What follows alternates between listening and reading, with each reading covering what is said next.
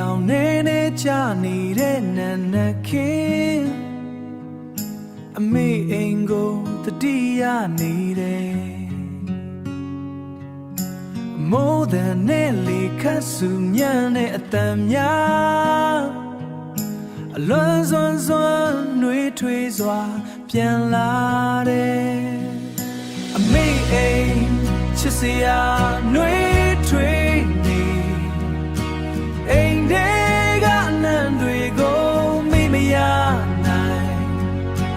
ရင်ထဲမှာနှွေးထွေးစွာပြန်လဲပြူလာ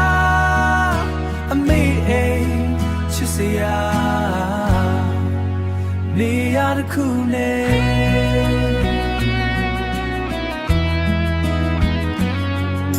ကလေးဘဝရဲ့ရေစရာတွေအပြုံးတွေ